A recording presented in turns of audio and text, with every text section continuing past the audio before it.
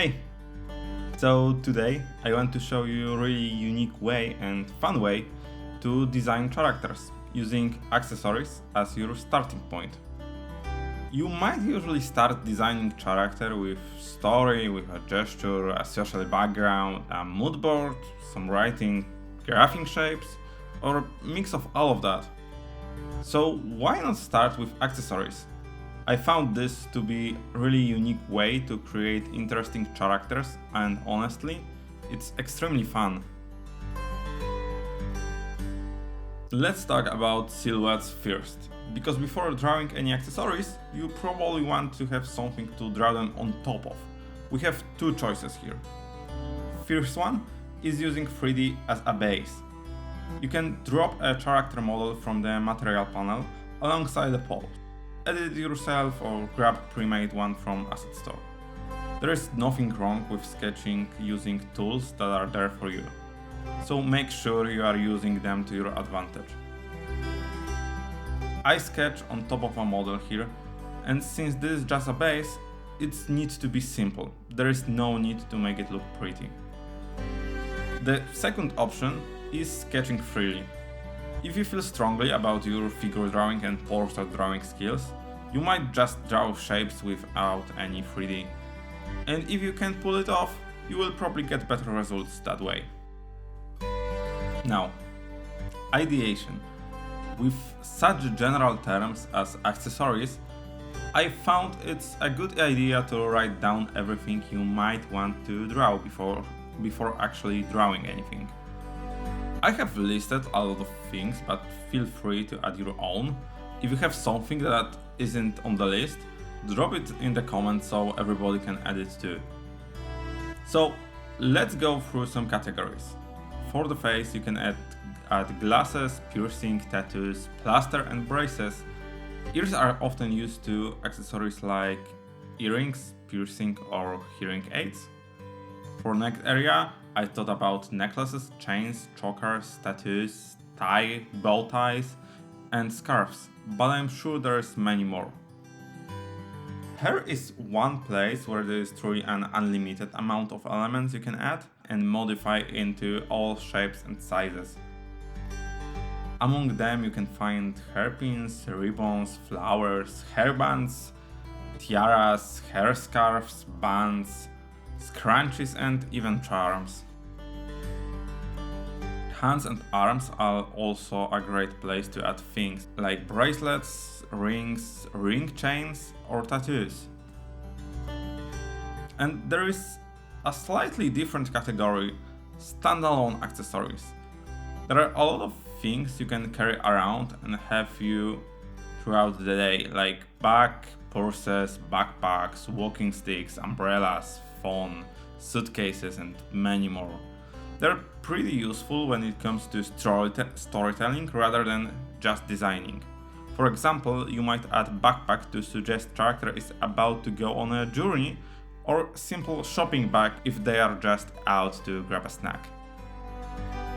Alright, so let's sketch and see what works. I like to start a concept with sketching and exploring potential designs that way.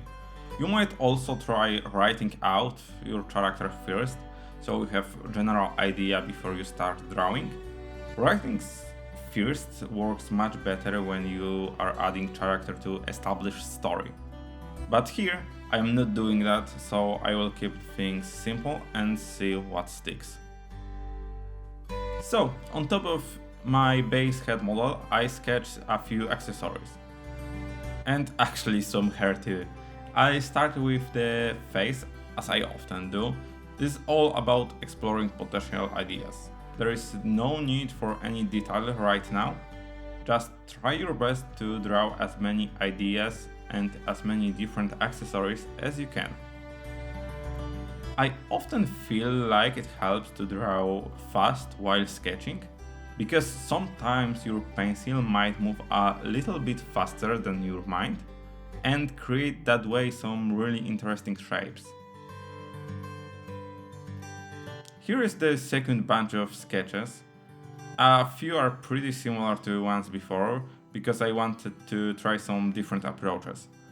Remember, this is all about experimenting, not about good drawings. As an alternative, you might do the same with whole body if you like to. Personally, I found the whole body is a little bit too overwhelming to design all at once. And most accessories exist in the head area anyway, but general rules are exactly the same. After sketching a bunch of ideas, you can choose one to explore more deeply. Being a little more intentional and clearer with your lines, at this point your character should have some kind of overall vibe or vision. I explored how she would feel with different accessories, or the same accessories but with different shapes. I really like quite a few ideas that pop out. And remember, there is nothing stopping you from pulling elements from different designs into the final one. Now, let's quickly talk about shape language, because I strongly believe that designing is a different skill than drawing itself, even though they are deeply connected. Let's go over the basics so we can sketch with intent before we settle on final design. First, big, medium, small. When we are drawing, it's good to avoid repeating the same shapes. One way to do that is to use different sizes. I like to use big, medium, small rule, basically making sure that if there is a bunch of shapes or elements, there is one big, one medium and one small element. Spacing between them is also important. I found that a good way of handling this is to draw the big and small together and the medium one on the side. You can see big, medium, small in here with big and small together, and believe me, I use this trick all the time. You can see it all over my drawings. For example, if you pay attention to the design of the glasses, you can see there is a constant dance between spacing and big, medium, small. Let's also talk about using consistent shapes. It's usually recommended to keep shapes pretty consistent across different elements. So if you are doing squarish shapes, keep them squared. If you are going for soft and round shapes, then stick to it. If you were to mix the two, the result is, well, it is, but the character might feel inconsistent or simply overwhelming. But don't think for a moment that contrasting elements are bad. Contrast can actually be great if it's intentional, and there is good balance. I think about 80-90% of the design should be consistent, and 10-20% is used for contrast. Like these squarish glasses among round elements. And remember, the attention will always land on the contrasting element, so make sure the contrasting one is interesting. There is also contrast between multiple characters. I feel like this is something that is much too little talk about in online art spaces. You can essentially create characters that complement one another just by using contrasting accessories and contrast in general. There are few levels on which contrast is used here. The most obvious is gender of the characters. You might spot the difference in shapes and general theme because we've just talked about this.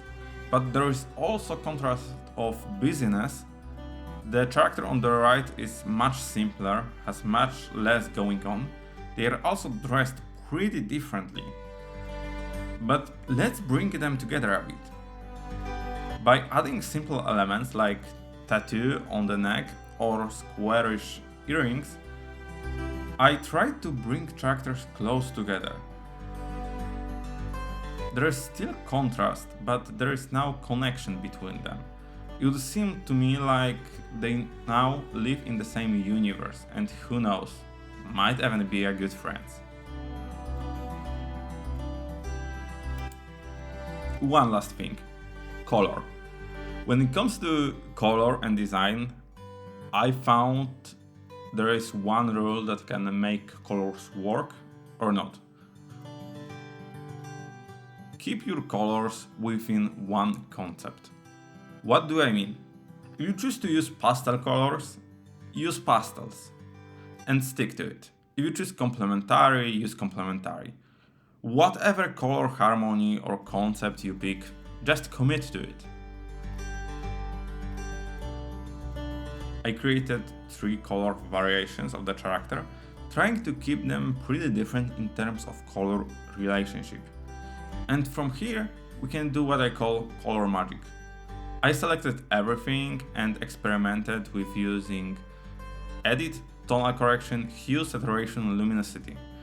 I moved the hue slider until I found some fun concepts I wouldn't have thought about when picking colors manually.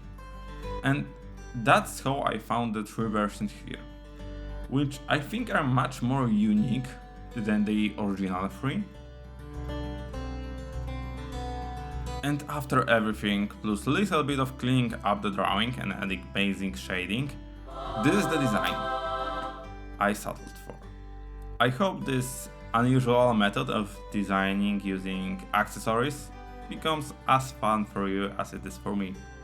So thank you so much for watching and take care. Happy designing!